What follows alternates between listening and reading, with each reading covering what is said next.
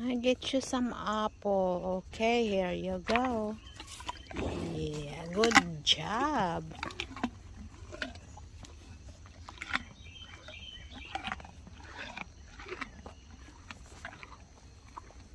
She's trying to reach that apple right there. And she did.